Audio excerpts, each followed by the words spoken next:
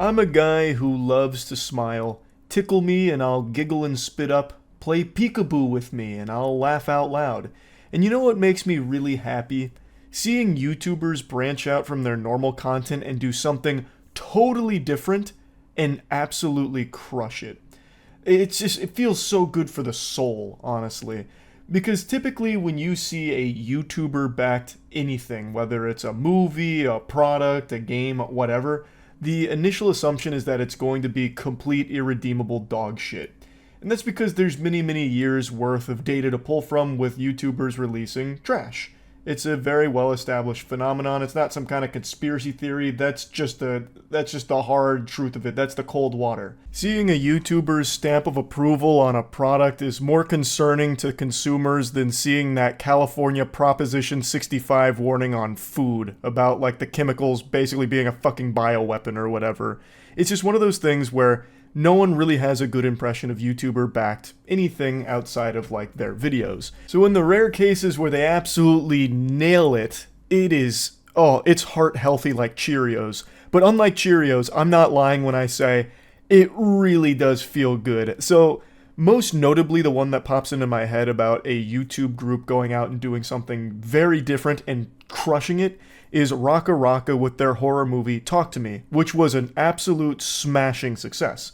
And now, I'm happy to say that Video Game Dunkey now gets to join this exclusive club of YouTubers that have made a fucking banger outside of just normal content. So, Video Game Dunkey has a publishing company called Big Mode, and they've just published their first game, Animal Well. It's a passion project that's been worked on for 7 years by a solo developer named Billy Basso, who has done the entire game himself from scratch. He designed his own engine for it as well. It's also been highly successful in terms of sales and just general reception. It has glowing reviews, just 10s and 9s out the wazoo. Everyone is gushing grannies over this game.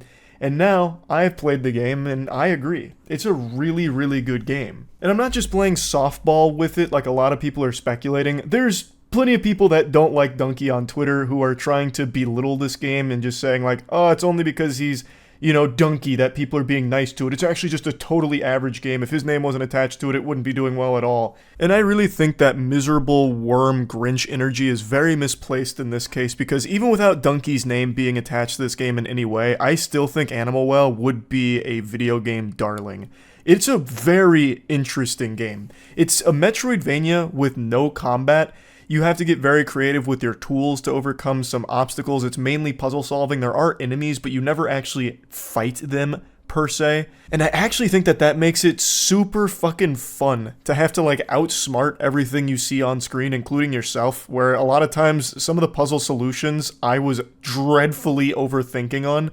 So this is a genre that I don't even really like, by the way. I like some Metroidvanias, but on the whole, I just feel like I've kind of experienced everything the genre has to offer over the course of the fucking 29 years I've existed in this world. But somehow Animal Well still delivers something that felt truly unique and fresh. So I went into this not really knowing too much other than, I probably won't like it, but I'll at least understand why others do. I'll be able to appreciate it, even though I might not enjoy it so much myself. But after streaming it last night and experiencing it, I actually really enjoyed it. This shit slaps. And like I said, I do not even really like this genre all that much. Like, I can always appreciate them, even though I myself don't find enjoyment in them, but this one, I did. I was having a lot of fun with it. It's a game that throws you into this world and tells you nothing. Pull yourself up by your own bootstraps and use your noggin to crack the puzzles and progress. And even though I know that that's not exclusive to just Animal Well, it didn't reinvent the wheel of Metroidvanias or anything, the way Animal Well executes on the concept I really think is just great. If the game did suck ass, I wouldn't be shy about saying that. I think at $22, or well, $25 when it's not on sale, that's not nothing. Of course it is cheaper than most games out there, but it's still a chunk of change, so I have a feeling people that don't know about Dunkey would like to know more about the game outside of just memes and references. Like, yeah, it's of course very comparable to Halo 2 meeting Halo 3, but to really get into the meatballs of the spaghetti here, it's just a great game even if you have no fucking clue who Dunkey is or what Big Mode is. If that word means nothing to you, this is still a game that I do think is worth the $25.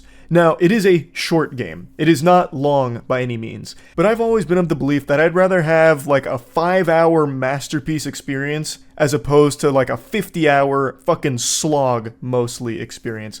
Like Starfield, for example, spending 50 hours just beating my head against the wall and doing tedious chores on barren, empty planets. That's all just significantly less fun and less worth it in my eyes than paying that same price for a shorter game that keeps everything fast-paced, keeps you engaged, keeps you hooked, and having fun, as opposed to just like mind-numbing time padding.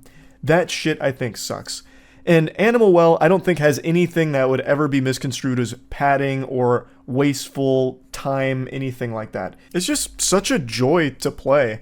So I really feel like I got my money's worth out of Animal Well, and I know a lot of people have probably purchased the game just to support one of their favorite content creators, but even beyond that, I imagine they're pleasantly surprised with just how much fun the game they got is. There's nothing wrong with buying it just to support someone, but for like a general audience that doesn't know Dunkey, I do still think that this is a game they will appreciate greatly too. There's really nothing that I dislike about it. Now, that's not to say it's a perfect game, because this is not going to be everyone's cup of tea. Just fucking full stop right there. We don't need to beat around the bush here. This is a game that's not going to appeal to everyone because it is slow-paced. It is what you make of it. You're solving puzzles, and you're trying to creatively get around enemies as opposed to just fucking brutalizing them. You're not going to be stacking up corpses of all the enemies that you're killing. It's nothing really like that, and for a lot of people, that's going to be boring. And I don't think there's anything wrong with that. If this isn't a game that appeals to you, that's just the way that it is. I don't think that makes you wrong or anything. It's just a different taste. Like I said, I've become pretty tired of Metroidvanias on the whole, like over the last few years. This one, however, was just a surprisingly good one that really felt unlike most others that I've played before, so I've been personally really enjoying it. I never really have problems with any slow-paced games, and I think that this one offers enough new mechanics into it that really made it feel exciting for me. Like, I can't think of any other games where you have like a fucking frisbee that you can surf on and use to solve puzzles creatively, or like a bubble wand that actually has some very interesting speedrun tech to it, where you can, this I imagine is not intended, but you can actually bubble chain with it and you can solve some puzzles probably in very unintended ways. And I don't know, it's just that sense of being able to tackle new things in creative ways. It just really felt good. And I just love the way the game looks. I think most people will probably like the aesthetic of the game, and the sound too. I think most people are going to love the way the game sounds. So to me, I've really enjoyed Animal Well. I'm extremely impressed with it, and I'm very excited to see what else Big Mode will publish in the future. This is a fucking amazing start. They're out here batting 1,000 with this one. They hit a big home run. As a few others have said, it is scientifically accurate to say that Big Mode only publishes bangers. I think this game is probably the best possible start you could pray for as a publisher here, and it's a feel-good story about a developer who's put so much time and passion into this project and having it succeed. So I've really enjoyed Animal Well. It seems most people have. Again, this is still not going to be a game that's going to appeal to everyone, and I think that that's totally fine. But to those that it does appeal to, it slaps. Like, everything it aims to do, I think it does very well, and it just makes me happy seeing YouTubers be able to get behind something like this.